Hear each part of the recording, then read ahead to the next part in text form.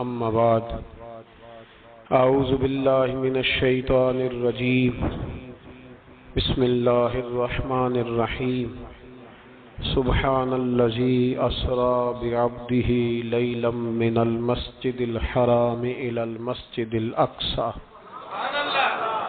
صدق الله العظيم وصدق رسوله النبي الكريم ان اللہ وملائکتہ یصلون علی النبی یا ایھا الذین آمنوا صلوا علیہ وسلموا تسلیما الصلاۃ والسلام علیک یا سیدی یا رسول اللہ وعلی آلک واصحابک یا حبیب اللہ الصلاۃ والسلام علیک یا نبی اللہ وعلى آلك وأصحابك يا نور الله اللهم صل على سيدنا ومولانا محمد معدن الجود والکرم وآلہ وبارک وسلم۔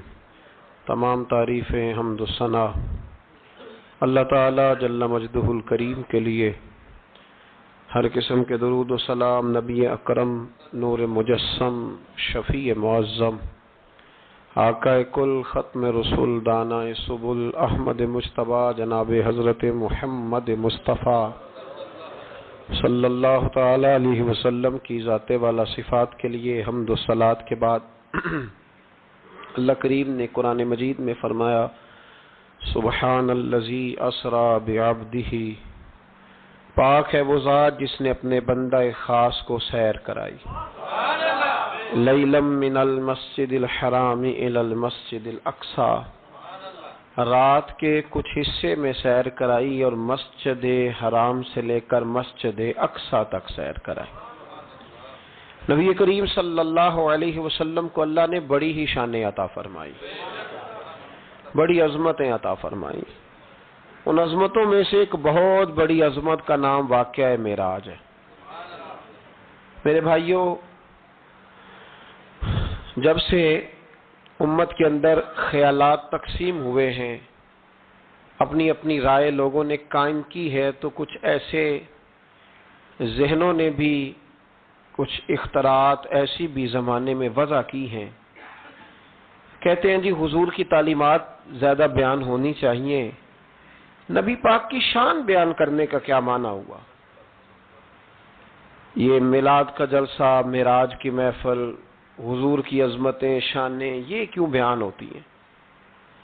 سوال یہ ہے ان دوستوں سے کہ اللہ کریم نے قرآن مجید میں فرمایا کہ انا اعطیناک الکوثر، محبوب بے شک ہم نے آپ کو خیر کثیر عطا فرمائی، دی ہے اللہ نے، دی ہے اپنے نبی کریم کو۔ کیا اللہ تو دینے والا ہے، رسول لینے والے ہیں، ہمیں کیوں بتا رہا ہے؟ اس بات کو سمجھیے گا، اللہ دینے والا ہے، حضور لینے والے ہیں۔ قرآن میں کیوں ذکر کیا؟ تو رب فرماتا ہے تمہیں اس لیے بتا رہا ہوں کہ تم معمولی محبوب کے ماننے والے نہیں، اس محبوب کے ماننے والے ہو جنہیں اللہ نے بڑی ہی خیر کثیر عطا فرمائی۔ وَرَفَعْنَا لَكَ ذِكْرَكَ، اے محبوب ہم نے آپ کے لیے آپ کے ذکر کو بلند کر دیا۔ تو یا اللہ یہ بات تو محبوب سے کہہ لیتا اکیلے میں، ہمیں کیوں بتائی؟ قرآن میں کیوں ذکر ہوا؟ یہ وَرَفَعْنَا لَكَ ذِكْرَكَ میں امت کے لیے کیا ہے؟ تو فرمایا تمہارے لیے یہ ہے کہ تم اس محبوب کے ماننے والے ہو جن کے ساری دنیا میں چرچے۔ اعلیٰ حضرت فرماتے ہیں عرش پہ تازہ چھیڑ چھاڑ، فرش پہ طرفہ دھوم دھام، کان جدھر بھی لگائیے تیری ہی داستان ہے، کان جدھر بھی لگائیے تیری ہی داستان۔ تو نبی کریم علیہ السلام کی عظمتوں کا بیان، حضور کی شانوں کا بیان، نبی پاک کے تذکرے، وہ اس لیے ہیں تاکہ امت مسلمہ سر اٹھا کے جیے اور وہ لوگوں کو بتائیے۔ ہمارے حکمران کئی دفعہ جب پاکستان کا اور یورپ کا موازنہ کر رہے ہوتے ہیں تو مجھے یوں لگتا ہے کہ جیسے بڑے شرمندہ ہیں پاکستان میں پیدا ہو کے، بڑے پریشان ہیں، ان کو بڑی تکلیف ہے۔ کاش یہ موازنہ اس طرح کرتے کہ وہ یورپ والے عیسائی اور یہودی ہیں، اللہ تعالیٰ نے ہمیں محبوب کریم کی امت میں پیدا فرمایا، تو پھر ان کا معیار اور ہوتا بات کرنے کا، پھر ان کے لفظوں میں وہ کمزوری نہ ہوتی۔ دیکھو نا، پاکستان میں کتنے حملے ہوئے، کتنے زیادہ مسجدوں میں بم پھٹے، کبھی کو حکمران آیا کہ آؤ مل کے جمعہ پڑھتے ہیں؟ لیکن نیوزی لینڈ کی وزیر اعظم نے یہ کام کر کے کمال نہیں کر دیا؟ ہمارے تو ابھی تک وہ ساہیوال کے یتیم بچوں سے ملنے کوئی حکمران نہیں گیا، کوئی نہیں گیا، اس لیے کہ یہ قوم تو ایسی ہے، ہمیشہ لائنوں میں لگ کے ووٹ دیتی ہے۔ ان کا کیا ہے؟ انہوں نے کل پھر گاڑیوں کے پیچھے اسی طرح بھاگنا ہے، جیبوں سے سٹیکر بنوانے ہیں، اشتہار چھپوانے ہیں۔ یہ تو مطلب بھیڑ بکریاں دو چار مر جائیں تو کیا حرج ہے؟ یہ ہمارا سٹیٹس ہے، ہمارا۔ ان کا کیا ہے؟ ان کو تو پتہ ہے کہ ان کو کیسے یوز کرنا ہے۔ میں نے اس وقت بھی کہا تھا اور آج بھی کہتا ہوں، نمبر پلیٹ بدلنے سے گاڑیاں نئی نہیں ہوتی۔ گاڑی بدلے تو پھر اس کا نظام بدلتا ہے، بدلنا ہے تو اس کا انجن بدلو، نمبر پلیٹیں نہ بدلو۔ یہاں نمبر پلیٹیں بدل کے وہی گاڑیاں دوبارہ روڈ پہ چھوڑ دی جاتی ہیں۔ نہ ادھر ادھر کی تو بات کر، یہ بتا کہ قافلہ کیوں لٹا؟ مجھے رہزنوں سے غرض نہیں، تیری رہبری کا سوال ہے۔ تو یہاں تو تباہی اتر رہی ہے۔ اللہ تعالیٰ سمجھنے کی توفیق عطا فرمائے، اللہ ہمارے حال پر رحمت کی نظر فرمائے۔ تو یہ شرمندہ ہو کے جو لوگ باتیں کرتے ہیں نا، معاذ اللہ کمزوری دکھاتے ہیں، یہ اس کمزوری کو دور کرنے کا بہترین علاج یہ ہے کہ ہر گلی میں، ہر کوچے میں، ہر نگر میں میرے مصطفیٰ کی عظمتیں بیان کی جائے۔ اور جہاں تک ان لوگوں کا تعلق ہے بیچارے جو کہتے ہیں واقعہ معراج سمجھ میں نہیں آتا، تو ان کو میں پوچھتا ہوں کہ تمہیں تو اپنا وجود بھی سمجھ میں نہیں آتا، کیسے سانس لیتے ہو؟ معدے کا کون سا نظام ہے؟ نظام انہضام کیا ہے؟ جگر کہاں ہے؟ تمہارے وجود میں اللہ تبارک و تعالی نے جو چیزیں پیدا کی ہیں تو آج تک اپنے آپ کو نہیں سمجھ سکا، تو رب رسول کے معاملات کو سمجھنے چلا ہے۔ اپنی چھوٹی سی عقل کو اتنا پریشان نہ کر ورنہ تو الجھ جائے گا۔ کہتے ہیں جی سمجھ میں نہیں آتا، جی کیسے گئے، کس طرح گئے، کیوں کر کے گئے؟ تو نبی پاک نے تو کہا ہی نہیں میں گیا ہوں، حضور نے تو بعد میں کہا ہے میں گیا ہوں، پہلے تو رب فرماتا ہے سبحان الذی، جو لے کے گیا ہے وہ ہر عیب سے، ہر نقص سے پاک ہے، وہ جو بھی بیان کرتا ہے حق اور سچی بیان کرتا ہے۔ ایک زمانے تک یہ جو دہریے قسم کے لوگ تھے نا، عقل کے پجاری، ایک زمانے تک یہ کہا کرتے تھے کہ حضرت سلیمان علیہ السلام کا تخت ہوا میں کیسے اڑتا تھا؟ 80 من اس کا وزن تھا تو وہ ہوا میں کیسے اڑتا تھا جی؟ کچھ لوگ اس پہ بیٹھے ہوتے تھے پھر بھی وہ ہوا میں اڑتا تھا۔ ہمارے اس زمانے کے علماء اس کا جواب دیتے تھے، وہ تخت جی ہوا میں کیسے اڑتا تھا؟ بڑا اعتراض ہوتا تھا، بڑی اس پر باتیں ہوتی تھیں۔ اب نہیں آپ سنتے ہوں گے کوئی بات، کیوں بھلا؟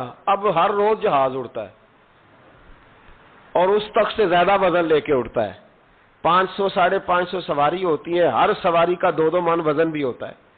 اور جب پائلٹ اعلان کرتا ہے نا کیبن سے کہ ہم 38,500 فٹ کی بلندی پہ جا رہے ہیں، تو کوئی شخص اعتراض نہیں کرتا۔ اب چھوڑ گئے حضرت سلیمان کے تخت پر اعتراض کرنا، اس لیے کہ سارے اوڑ کے آتے جاتے ہیں۔ اب ذرا ٹھہر گئے، اب یہ ٹینشن ختم ہو گئی کہ حضرت سلیمان کا تخت کیسے اڑتا تھا۔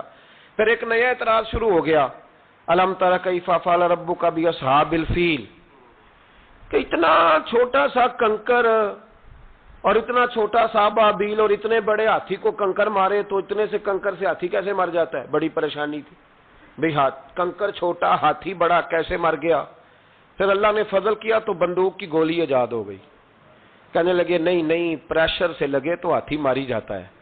اب اس کے بعد دوبارہ اس بات پر اعتراض نہیں کرتے۔ پہلے کہتے تھے کہ انسان کیسے جاتا ہے، کیوں کر جا سکتا ہے، ممکن کیسے ہے، یہ مطلب کیسے ہو گیا، معراج کیسے ہوئی؟ تو پھر ایک بندہ چاند سے تو ہو آیا ہے، اور جس نے وہ بندہ چاند پہ اتارا ہے اس نے کہا ہے کہ یہ آخری منزل نہیں، اس سے آگے بھی انسان جا سکتا ہے۔ تو میرے مصطفیٰ کریم نے فرمایا تم تو اب جانے کی باتیں کرتے ہو نا، جہاں تک میں ہو آیا ہوں تم سوچ بھی نہیں سکتے۔ کوئی رہ فلک اتے یار گیا، کوئی جا سدراتے ہار گیا، ایک کالیاں زلفاں والا سی جڑا لنگ عرشاں تو بھی پار گیا۔ فرمایا تم نہیں نہ جا سکتے، تم کچی باتیں، کمزور باتیں۔ اور ایک اور بات میں آپ کو عرض کروں، نبی کریم علیہ السلام کے لیے کام اتنا مشکل نہیں تھا جتنا قوم سمجھتی ہے نا۔ وہ ہمارے اپنے کچھ نادان دوست ہیں، اپنی عقل چھوٹی ہوتی ہے تو وہ اس عقل میں کیا کیا آئے گا، اتنی کچھ چیز ہوتی ہے اس میں اتنا ہی سامان آتا ہے نا۔ تو اپنی عقل چھوٹی ہوتی ہے تو بجائے اس کے کہ وہ ایمان لے آئیں اللہ تک کی حکمتوں پر، وہ عقل کے ترازو پر چھوٹی سی عقل کو پریشان کرتے ہیں، چھوٹا سا دماغ ہوتا ہے، ہر وقت ٹینشن میں رہتے ہیں۔ وہ جی کیسے گئے، کس طرح کر کے گئے، تو میں کہتا ہوں نبی کریم کے لیے یہ مسئلہ ہی کوئی نہیں، حضور کے لیے یہ کوئی مسئلہ. حضور فرماتے میں تو اس وقت بھی نبی تھا. یہ ترمذی میں ہے، ترمذی ہے، سیاستہ کی حدیث ہے. یہ سمجھیں گے دین ہے، یہ عقیدہ ہے، اس کو سمجھا کریں. فرمایا میں تو اس وقت بھی نبی تھا جب آدم علیہ السلام کی مٹی گوندی جا رہی تھی. تو محبوب تو پہلے بھی ان سارے نظاروں کو جانتے ہیں، ہر چیز حضور کی نظر میں ہے. اور اس کے بعد بھی، اس کے بعد کا جو ماحول ہے وہ بھی انوکھا ہے. بدر میں ایک عورت کا بچہ شہید ہو گیا، سیاستہ میں حدیث ہے. حضور کی بارگاہ میں آئی، نبی کریم منبر پہ بیٹھے ہیں، آ کے عرض کرنے لگے یا رسول اللہ صلی اللہ علیہ وسلم میرا بیٹا جہاد میں شہید ہو گیا، مجھے بتائیں وہ کہاں ہے. اگر جہنم میں ہے تو میں روؤں گی، آہوزاری کروں گی، اگر جنت میں ہے تو میں شکر ادا کروں گی. حضور بتائیں. تو جنت دوزخ کا معاملہ تو قیامت کے بعد ہے، یہ تو دور کی باتیں. مدینے میں بیٹھ کر، مسجد نبی میں بیٹھ کر بی بی نے سوال کر دیا. حضور نے نہیں فرمایا کہ بی بی یہ تو قیامت میں پتہ چلے گا نا. حضور بیٹا کہاں ہے؟ حضور نے یوں نظر اٹھائی، فرمایا بی بی جنتیں ہیں 8، جو سب سے اعلیٰ جنت ہے نا وہ اللہ نے تیرے بیٹے کو عطا فرمائی. سب سے اعلیٰ جنت میں ہے تیرا بیٹا. مرحوم اعظم چشتی نے ایک جملہ کہا تو انہوں نے کمال کر دی. کہنے لگے ایسا کوئی محبوب کہیں ہوگا نہ کہیں ہے، بیٹھا ہے چٹائی پہ مگر عرش نشی ہے. اور ایک جملہ اتنا شاندار ہے، اتنا شاندار ہے کہ میں جب پڑھتا ہوں تو میں مرحوم کے لیے دعا کرتا ہوں. انہوں نے کہا کہ تو جو چاہے تو ہر شب ہو مثال شب اسرا. محبوب اگر آپ چاہیں تو روز معراج ہو. تو جو چاہے تو ہر شب ہو مثال شب اسرا، اس لیے کہ تیرے لیے 2-4 قدم عرش بری ہے. تیرے لیے 2-4 قدم، تیرے لیے 2-4 قدم عرش بری ہے. اور کہنے لگے ہر ایک کو میسر کہاں اس در کی غلامی. اس در کا تو دربان بھی جبریل امی ہے، اس در کا تو دربان بھی جبریل امی ہے. اور ملتا نہیں کونین کو کیا کیا تیرے در سے، ایک لفظ نہیں ہے جو تیرے لب پہ نہیں ہے. نبی کریم صلی اللہ علیہ وسلم کے لیے یہ کوئی مشکل نہیں. جس طرح ہم الجھے ہوئے نا کہ مطلب کیسے، تو کس طرح، تو کس انداز میں، تو وہاں یہ کوئی کھاتا ہے ہی نہیں. حضور کے لیے تو 2-4 قدم ہے، جب چاہیں جب چاہیں. وہ ایک صاحب تھے، مجھے کہنے لگے کہ وہ جی حضور تو گئے تھے حضرت جبریل لے کے تھے پروں پہ بٹھا کے، پہلے براق پہ گئے تھے، پھر حضرت جبریل کے پروں پہ، پھر رف پہ. ویسے تو نہیں نا بشر جا سکتا. تو میں نے کہا چلو مہربانی کرو تم بھی کسی دن براق پہ بیٹھ کے چکر لگا ہی جاؤ. کوئی کوشش کرو نا یار، کسی جگہ پہ ٹھہرو تو صحیح. عجیب فلسفہ. کہتے حضور، تو میں نے کہا چلو وہ تو رف تھی، حضرت جبریل کے پر تھے، براق تھا. تو وہ جو نبی پاک بعد میں 9 مرتبہ گئے اور آئے، حضور 50 نمازیں لائے نا. تو حضرت موسیٰ نے کہا کہ محبوب نہیں پڑھی جائیں گی، تو حضور گئے، 5 کی معافی ہوئی. پھر آئے تو حضرت موسیٰ نے کہا کہ محبوب نہیں، یہ نہیں ہوگا. یہ بھی نبی پاک کی فرما برداری ہے اللہ کی بارگاہ میں. حضور نہیں کہتے ٹھیک ہے یا اللہ تو 50 کہتا ہے تو 50 ہی قبول ہے. حضرت موسیٰ نے کہا محبوب نہیں، آپ کہیں، آپ کہیں. اور یہ حضرت موسیٰ کے دل میں بات بھی اللہ نے ڈالی، یہ بھی اللہ نے ڈالی کہ آپ میرے محبوب سے کہیں. انہوں نے نہیں کہنا، ان کو تو جو کہہ دیا جائے قبول ہے. حضور واپس گئے تو 9 چکر لگائے نبی کریم نے. اس کا مطلب ہے کہ اب وہ جو 9 چکر حضور گئے اور آئے تو وہ حضرت جبریل کے پروں پہ لگائے تھے. کسی جگہ کسی روایت میں ملتا ہے کہ حضور نے فرمایا جبریل ادھر لا دوبارہ براق، پھر جانا ہے، ادھر پر دوبارہ لا یا براق دوبارہ لا. 9 دفعہ گئے اور 9 دفعہ آئے. پھر مان لو کہ تیرے لیے 2-4 قدم عرش بری ہے، تیرے لیے 2-4 قدم عرش بری ہے. محبوب کی عظمت کو سمجھو. حضور جب چاہے، جس وقت چاہے، جس وقت چاہے، جس وقت دل چاہے.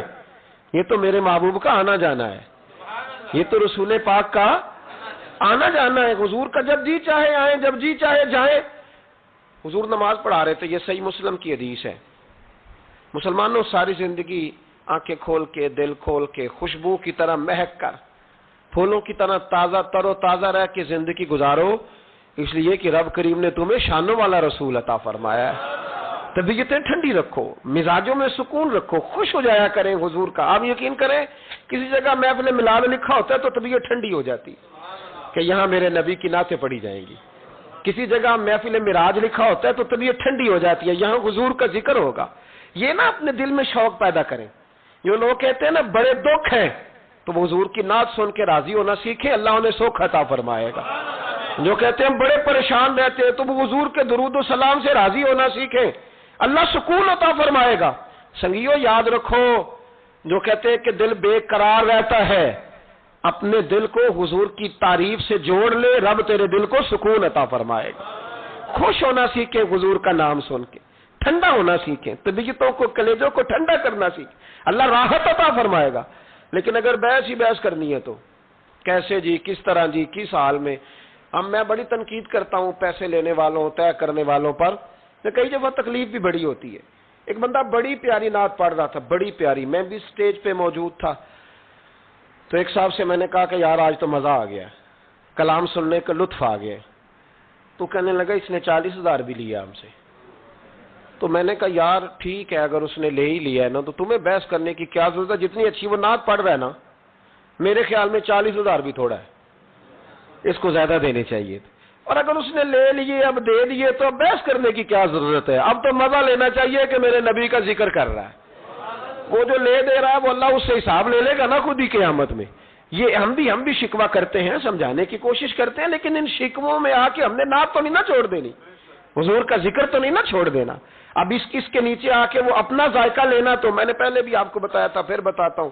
میں مسجد نبوی شریف میں نا سلام کرنے کے لیے حاضر ہوا. اب تو میرے جیسے بندوں کو نقاب کر کے جانا پڑتا ہے نا.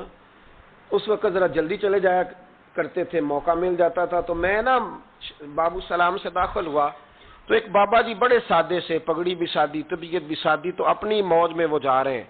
مواجہ شریف پہ حاضر ہوئے تو اس نے کہا چل حاجی نکل. دھکے دیتے ہیں نا، ان کی موج ہے، وہ دھکے دے رہے. تو بابا بڑا راضی ہے، یعنی طبیعت بتاتی ہے جس نے راضی رہنا ہوتا ہے، جس کا دل کرتا ہے راضی رہنے کو، اللہ توفیق بھی دے ہی دیتا ہے. اور کچھ بیچارے دنیا میں آئی پریشان رہنے کے لیے، ان کا پروگرام ہی نہیں خوش ہونے کا، اللہ ماشاءاللہ. ان کو بڑی ٹینشن ہوتی ہے، ادھر سے بھی ٹینشن، ادھر سے بھی ٹینشن. کوئی ہنس کے ملا تب بھی ٹینشن، نہ ہنس کے ملا تب بھی ٹینشن.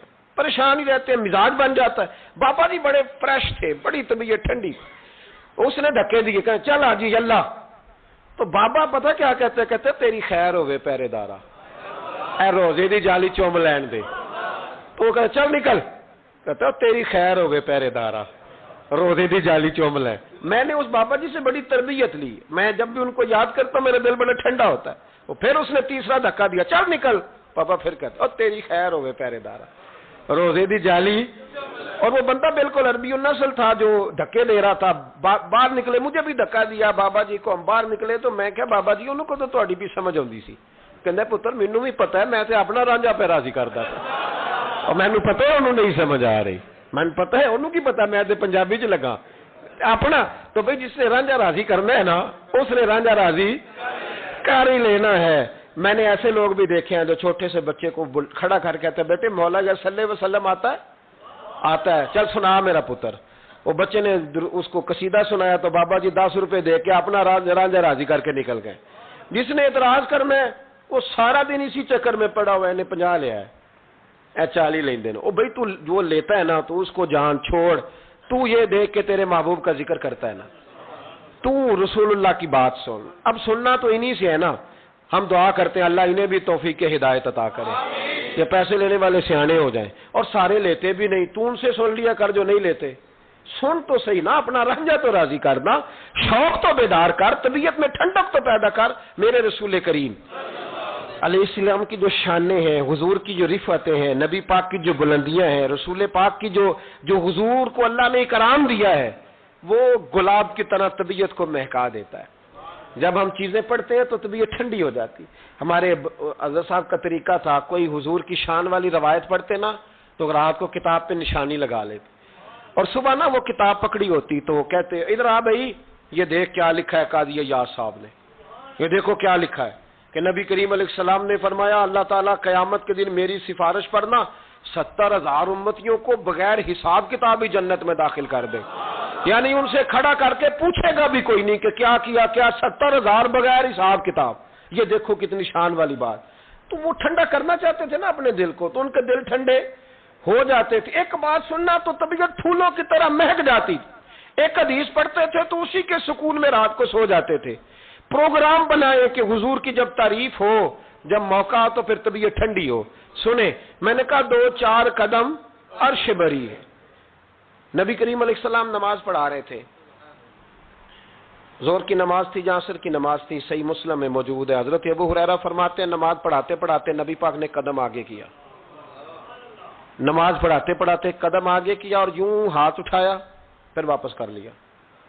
اب نماز پڑھ کے نا تو سلام پھیرا تو صحابہ عرض کرنے لگے یا رسول اللہ صلی اللہ علیہ وسلم، وہ نماز میں پیر بھی آگے کیا تو ہاتھ بھی اٹھایا، تو وجہ کیا تھی؟ اب پہلا سوال تو یہ ہے کہ آپ لوگ نماز پڑھ رہے تھے یا حضور کو دیکھ رہے تھے؟ تو صحابہ تو پہلے ہی بتاتے ہیں کہ بھئی ہم تو پہلی صف میں نماز اس لیے پڑھتے تھے کہ نماز بھی ہوتی رہتی تھی اور چپ کے محبوب کی دید بھی ہوتی رہتی تھی.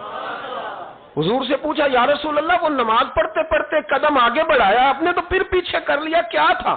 اور ہاتھ اٹھایا تو پھر آپ نے نیچے کر لیا. تو نبی کریم فرمانے لگے نماز پڑھاتے پڑھاتے جب میں نے کہا نا سمیع اللہ لمن حمیدہ، اچانک میری نظر اٹھی تو جنت میں چلی گئی. نظر اٹھی تو جنت میں، تیرے لیے 2-4 قدم عرش بری ہے. تو محبوب فرماتے ہیں جب میری اوپر نظر گئی نا تو میں نے دیکھا کہ انگوروں کا ایک خوشہ لٹک رہا ہے جنت میں. تو میں نے ہاتھ بڑھایا کہ توڑ لوں. حضور کھڑے ہیں مسجد نبوی میں اور فرماتے ہیں کہ میں یہاں کھڑے ہو کے ہاتھ اونچا کروں تو میرا جنت تک پہنچ جاتا ہے.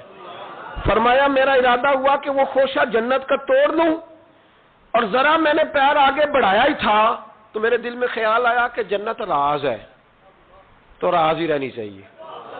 یہ راز کھول گیا تو مزہ نہیں آئے گا.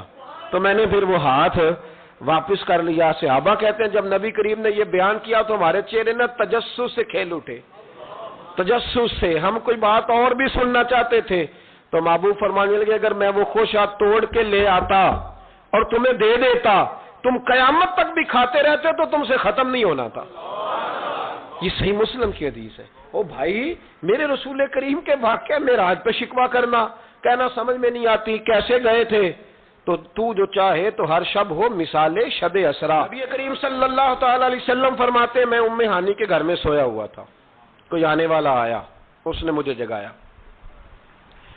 اور جو لفظ ہیں حدیث میں بڑے شاندار ہیں. محبوب فرمانے لگے جبریل امین کہنے لگے یا رسول اللہ چلیے، رب آپ کی ملاقات کا شوق رکھتا ہے. اللہ آپ کی ملاقات کا شوق. یہاں بھی بڑی پریشانی ہوتی ہے بعض لوگوں کو، پتہ نہیں کیوں اتنے پریشان ہوتے ہیں. کہتے ہیں جی حضور تو حضرت جبریل سے مل کے واپس آ گئے.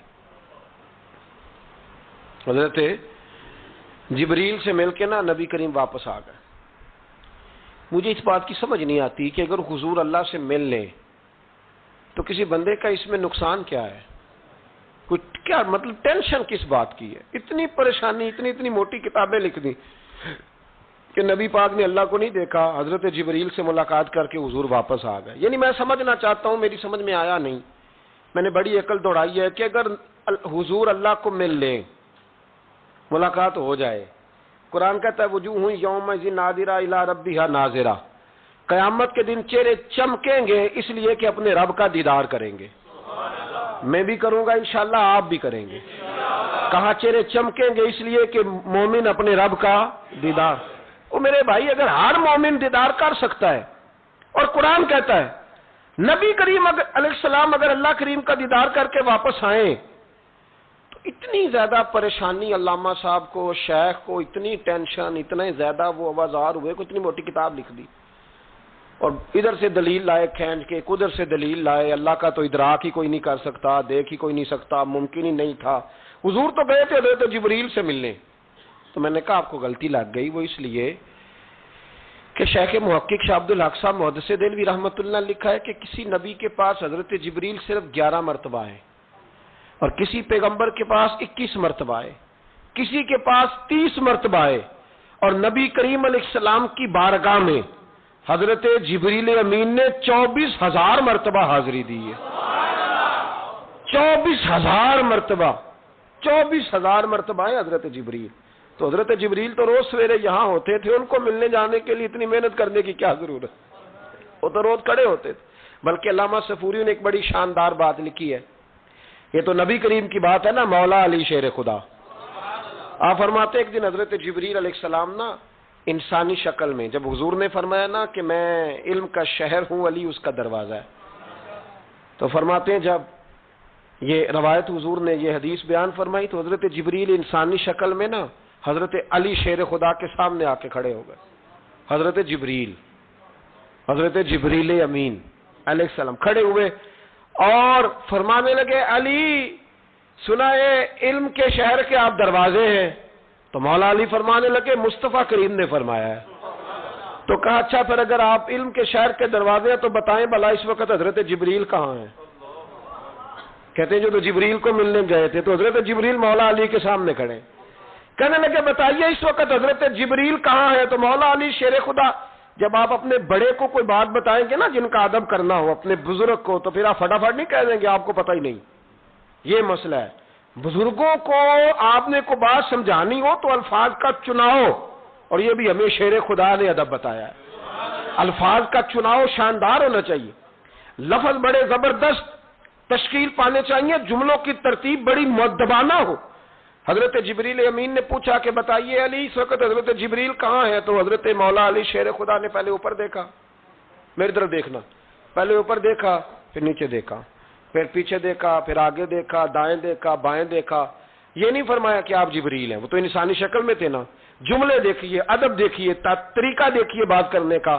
حضرت علی فرمانے لگے بھائی حضرت جبریل اس وقت نہ تو آسمانوں میں ہے, نہ زمینوں میں ہے, نہ مشرق میں ہے, نہ مغرب میں ہے, نہ شمال میں ہے, یا نہ جنوب میں ہے.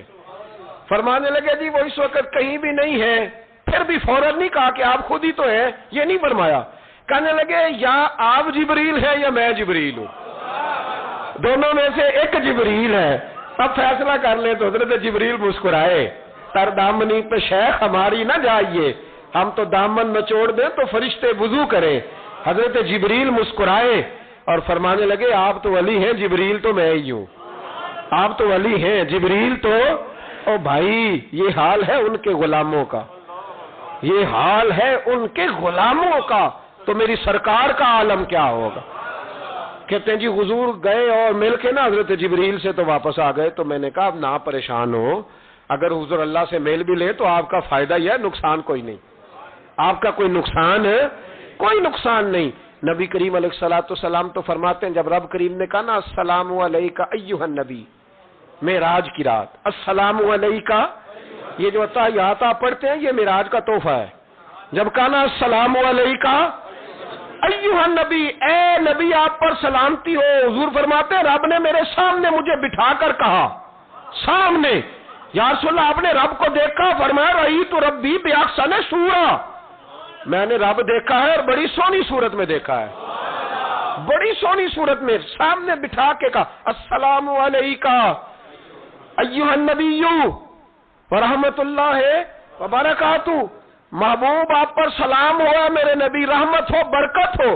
تو حضور فرماتے رب نے تو مجھے سلام کہا تھا. میں نے کہا نہیں, السلام علینا وعلی عباد اللہ الصالحین, یا اللہ جتنے بھی میری بات مان کے نماز پڑھے ان سب پہ بھی سلام بھیج. تیرا تو فائدہ ہو رہا ہے رب رسول کی ملاقات میں. السلام علینا وعلی عباد اللہ الصالحین, اے اللہ جتنے بھی صالح لوگ ہیں ان سب پر سلام ہو, ان سب پر. تو یہ تو معراج میں تیری میری بات. علامہ اسماعیل حقی رحمۃ اللہ علیہ فرماتے ہیں کہ 90,000 باتیں کی اللہ تعالیٰ نے اپنے نبی سے معراج کی رات. کتنی؟ اللہ اکبر. مزیدار بندہ مل جائے تو باتیں کرنے کا مزہ آتا ہے. شرط یہ ہے کہ بندہ پیار والا ہو, لیکن اگر بندہ اس طرح کا ہو کہ جس نے ہر بات میں ٹینشن ہی پیدا کرنی ہے تو اس کو دل کرتا ہے کہ بندہ دعا دے کے کہے کہ یہ ہفتہ فیس لے جائیں تو 21 دن کے بعد دوبارہ آئیے گا. یہ ہوتا ہے. اور میرے ایک بزرگ تھے, کچھ لوگوں کو تعویذ دیتے تو کہتے 3 دن کے بعد آنا, کچھ کو تعویذ دیتے تو کہتے 21 دن کے بعد آنا. میں نے ان سے کہا اب یہاں 21 دن والا ٹینشن نہ لے لے کہ 21 والا شاید تعویذ ہی نہیں ہوتا ہے, لیکن وہ محبت والے تھے نا تو تربیت کرتے تھے باتوں کی. تو میں نے اس بندے کے سامنے پوچھ لیا, میں نے کہا حضرت صاحب تعویذ ایک ہی ہے, اس کو 3 دن کے بعد اور اس کو 21 دن کا وقفہ. کہنے لگے یہ مجھے ٹینشن بڑی دیتا ہے. کہ سامنے کہنے لگے تو بیٹھا تھا، میں نے 21 کہا ورنہ میں نے 121 کہنا تھا، تو بیٹھا ہے۔ بندہ دیکھیں نا، بات کریں آپ تو تھوڑا سامنے والے کو بھی سنیں، تھوڑا اس کی بات بھی سنیں، بوجھ نہ بنے، تھوڑا آپ دیکھیں، غور کریں، کسی بھی محفل کے اندر بوجھ نہ بنے۔ آپ کوشش فرمائیں کہ ترتیب اس طرح کی ہو کہ سامنے والا پسند کرے آپ سے بات کرنا۔ مسلمان تو پھول ہوتا ہے، وہ جہاں جاتا ہے خوشبو ہی چھوڑ کے آتا ہے۔ ایسا نہ ہو کہ مطلب آپ آئیں تو کہیں جو مجھے تو کسی نے ریسیو ہی نہیں کیا، میری تو اہمیت ختم ہو گئی، کوئی پروٹوکول ہی نہیں ہے، کوئی پوچھنے والا۔ اس سے نقصان ہوتا ہے، اس سے سامنے والے کو بھی آپ پریشان کرتے ہیں، اپنے آپ کو بھی۔ کوشش فرمائیں، دیکھیں نا اللہ رسول کی ملاقات بھی ایک رات کی اور 90,000 باتیں۔ اور علامہ اسماعیل حقی فرماتے ہیں کہ رب کریم نے فرمایا محبوب 30,000 نہ ساری امت کو بتانا، حضور نے بتائی آ کے 30,000۔ اس میں نماز بھی ہے، اتحیات بھی ہے، حضرت بلال حبشی کا مقام بھی ہے۔ نبی کریم نے یہ بھی فرمایا کہ میں نا معراج کی رات محل بھی دیکھ آیا ہوں، اس پر عمر بن خطاب کا نام بھی لکھا ہوا تھا۔ 30,000 باتیں حضور نے آ کر بیان فرمائیں اور کہا محبوب 30,000 باتیں نا خاص لوگوں کو بتانی، خاص کو۔ ہر بندے کا ہاضمہ درست نہیں ہوتا۔ وہی سالن کھا کے کچھ کہتے ہیں بڑا مزہ آیا، کچھ کہتے ہیں ساری رات نیند ہی نہیں آئی، حالانکہ معاملہ ہوتا ہے ہاضمے کا۔ ہر آدمی درست ہاضمہ نہیں رکھتا تو لوگ ہاضمہ صحیح کرانے کی بجائے سامنے والے کی ہانڈی صحیح کراتے رہتے ہیں، اس کو کہتے رہتے ہیں کہ تو لہسن زیادہ ڈالا کر۔ او بھائی تو اپنے ہاضمے پہ تھوڑی محنت کر، صبح واک کیا کر، دہی شہی کھایا کر، پھر بھی نہ ٹھیک ہو تو صبح شامی سب گول استعمال کیا کر، اس کے چھلکے سے فائدہ لے، کہ سارا اعتراض سامنے والے کی ہنڈیا پہ ہی ہے۔ نبی کریم صلی اللہ یہ جو ہاضمہ خراب ہو جاتا ہے پھر بندہ ٹینشن لیتا ہے، کہتا ہے نہیں جبریل سے ملے تھے، اللہ کا دیدار ہی نہیں کیا، وہ تو بس خواب کا معاملہ تھا، خواب میں گئے تھے، خواب میں۔ بھائی میں آپ سے کہتا ہوں کہ میں نے رات کو خواب دیکھی ہے پاکستان کا صدر بن گیا تو آپ کو کوئی پریشانی ہے؟ کیونکہ خواب میں امریکہ کا بھی بن جاؤں تو آپ کو کیا ٹینشن ہے؟ خواب جو ہوئی، حضور اگر فرماتے میں خواب میں گیا ہوں تو کسی کافر کو کوئی پریشانی ہوتی تھی؟ کیوں کچی باتیں کرتے ہو؟ خواب والی بات ہی کوئی نہیں۔ اور کہاں قرآن پاک میں آیا کہ خواب میں سیر کرائی؟ سبحان الذی اسری بعبدہ، بندہ خاص کو سیر کرائی۔ کچھ پنجابی کے لوگ اتنی شاندار باتیں کرتے ہیں کہ مضمون سمیٹ دیتے ہیں۔ ایک درویش نے کہا تھا سی معراج ایک راز، سی معراج فاوحا الی عبدہ ما ہوا، ہم نے اپنے بندہ خاص سے باتیں کی جو بھی کی، کہا سی معراج ایک راز محبتاں دا نہیں سی ہر ایک دی سمجھ وچ آਉਣ والا، کچھ کہندے نے بند دروازے سن، گیا کیویں سی عرش تے جان والا، تے ابر دخل کی ایتھے عقل دا اے جانے جان والا یا لے جان والا۔ تو اتنا کیوں پریشان ہے؟ جانے جان والا یا اللہ کہتا ہے میں لے گیا، حضور کہتے میں گیا، یہ نیچے بیٹھ کے فیصلے کر رہا ہے، نہیں جبریل سے ملے تھے، نہیں وہ تو بس یہ اللہ کی تو ملاقات ہی نہیں، وہ تو خواب میں گئے تھے، تجھے بڑی پریشانی ہے، تیری پریشانی کچھ سمجھ میں نہیں آتی، بلا وجہ یہ کچھ لبرل قسم کے لوگ ہر بات کو عقل کے ترازو میں تولتے ہیں۔ میرے رسول کریم علیہ الصلوۃ والسلام تشریف لے گئے اور میرے بزرگوں نے ایک بات کی ہے جو بڑی شاندار ہے، اللہ اکبر۔ کچھ چیزیں ساری کتابیں کھنگالنے سے بھی نہیں ملتی، تو رب کریم کا بندہ بولتا ہے تو کمال کر دیتا ہے۔ وہ اصل میں کتاب و سنت کا نچوڑ ہی بیان کرتے ہیں پر کمال کر دیتے ہیں، کمال۔ کرسی پر وزیر اعظم کی کرسی پر بیٹھنا اتنا مشکل نہیں جتنا کرسی چھوڑنا مشکل ہے۔ جو آج کے جب وزیر اعظم بنا ڈکٹیٹر بھی بنے تو انہوں نے بعد میں سیاسی پارٹیاں بنا لی کہ شاید دوبارہ کچھ عقل چل ہی جائے۔ مصر میں ایک ایسا وقت گزرا ہے کہ جس کو بادشاہ بناتے تھے جب اس کی مدت ختم ہوتی تھی نا اس کو قتل کر دیتے تھے۔ بھائی مارتے کیوں؟ وہ کہتے یہ سازش کرے گا دوبارہ بننے کے لیے، یہ ایسا لطف ہے کہ یہ جاتا نہیں۔ وہ میرے بھائی اوپر جانا کمال نہیں ہوتا، اوپر جا کے اس لیول پر بیٹھ کر غریبوں مسکینوں یتیموں کے پر توجہ رکھنا، اپنے ماحول کو نہ بدلنا۔ یقین کریں دنیا میں ایسے بہت سارے وقت آتے ہیں کہ انسان بڑا اونچا اڑ سکتا ہے، بڑے اسے پھر منصب بدلتے ہیں، جگہ بدلتی ہیں، آفریں ہوتی ہیں، وہ جہاں مرضی جا سکتا ہے لیکن اپنے آپ کو کھڑا رکھنا ایک مشکل مقام ہوتا ہے۔ اور بھائی پرانا سجن مل جائے تو لوگ، وہ کلاس فیلو جو کبھی پڑھا کرتا تھا تو لوگ کہتے ہیں ساڈے پنڈ وچ رہندا سی، وہ دوستی وہ گوارا کرنا پسند نہیں کرتے، قربان جاؤں مدینے کے چاند پہ۔ انسان بھول جاتا ہے، آپ یقین کریں بھول جاتا ہے.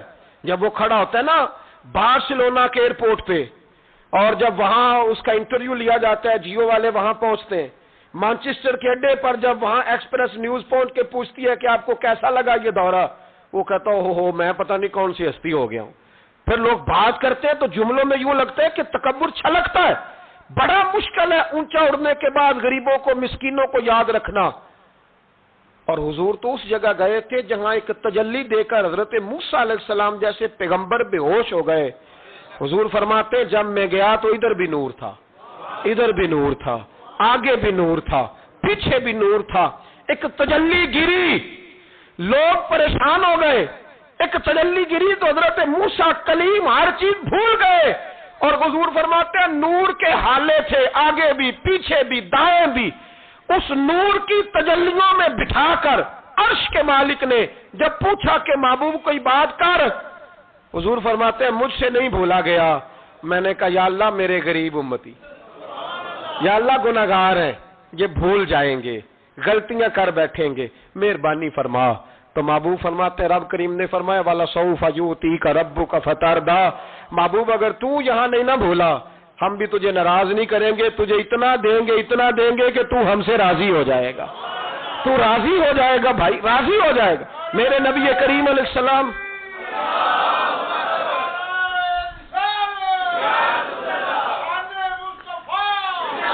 ماشاء اللہ. دیکھیں جی بزرگ جب نعرہ لگاتے ہیں تو یوں لگتا ہے اللہ نے حضرت زلیخا کو جوانی عطا کر دی. یہ محبت ہے نا مصطفیٰ کریم کی، یہ جوش پیدا ہوتا ہے نا جی. یہ ہمارے آئی صاحب کی مسجد میں نا ایک درویش بابا جی تھے، نعرہ لگاتے تو اٹھ کے لگاتے، کھڑے ہو جاتے. تو میں نے ایک دن کہا چاچا جی ٹانگیں کامتی ہیں اب نہ اٹھا کریں. کہنے مینوں بہ کے مزہ ہی نہیں آتا. یہ حسن ہے. بڑی بڑی ٹھنڈی بات ہوئی یارو. یہ جب پیدا ہوتا ہے تو پھر اللہ بڑا ہی نوازتا ہے. ذرا غور کریں کیا عرض کر رہا ہوں. نبی کریم نے وہاں بات کی، امت کی بات کی. اور جب انسان دور سفر سے واپس آتا ہے نا تو غریب یتیم کہاں یاد رہتے ہیں. بچوں کا خیال ہوتا ہے، بچوں سے پیار ہوتا ہے. قربان جاؤں مدینے کے چاند تیری عظمت پہ. حضور نے فرمایا واپس تشریف لائے تو فرمایا بلال، پہلا جملہ بلال. حضور حکم ہو، فرمایا کیا عمل کرتے ہو؟ یا رسول اللہ کیا ہوا؟ فرمایا میں نے معراج کی رات جنت میں تمہارے قدموں کی آواز سنی ہے. یا رسول اللہ وہاں تو لوگ بھول جاتے ہیں، کہاں یاد رہتا؟ فرمایا میں نے سنا ہے. کیا کرتے ہو؟ عرض کی حضور کچھ بھی نہیں. میں کہاں اور جنت کہاں؟ حضور مجھے تو پتہ ہے نا میرا روپ بھی نہیں تے میرا رنگ بھی نہیں، میں نو یار منان دا ٹنگ بھی نہیں، مجھے تو پتہ ہے نا میں کیا ہوں، مجھے تو خبر ہے. حضور میں اور عمل، بلال اور جنت میں آواز. تو محبوب نے فرمایا میں نے سنی ہے، بتا. عرض کی یا رسول اللہ صلی اللہ علیہ وسلم آپ نے ایک دفعہ کہا تھا جب بھی وضو کرو 2 رکعتیں پڑھ لیا کرو. حضور میں نے کبھی نہیں چھوڑی. فرمایا بس پھر اسی وجہ یارو سمجھو اور غور کرو. میرے رسول میرے اصحاب فرماتے ایک جملہ استاد جی کا کمال کر دی. فرمانے لگے نبی کریم کا جانا بھی بڑا ہی کمال ہے. حضور کا معراج پہ جانا، بول کے بتائیے. بلغ العلا بے، بڑا ہی کمال ہے. بلغ العلا بے کمال، یہ بڑا ہی کمال ہے. فرماتے ہیں لیکن غلاموں یاد رکھنا حضور کا جانا بھی بڑا ہی کمال ہے، پر واپس امت کے پاس آ جانا اس سے بڑا کمال ہے. اس سے بڑا کمال ہے. یعنی اتنی تجلیات دیکھ کے بھی واپس آنا، اونچا سٹیٹس کر کے تو لوگ پلٹتے ہی نہیں. واپس آنا، وہاں وہ 2 عالم کی رحمت تھے، جہاں چاہتے وہیں رہتے. یہ ان کی مہربانی ہے کہ یہ عالم پسند آیا. یا اللہ میں نے جانا ہے. حضور اگر دیکھیں نا حضرت ادریس علیہ السلام گئے تھے، دوستی ہو گئی جنت کے فرشتے سے، تو کہنے لگے تو اچھا دوست ہے، مجھے جنت ہی نہیں دکھائی. کہا چلے جناب دکھا دیتے ہیں. فرشتہ لے گیا، حضرت ادریس نے جنت دیکھی تو کہا واپس چلیے. کہنے لگے نہیں جانا.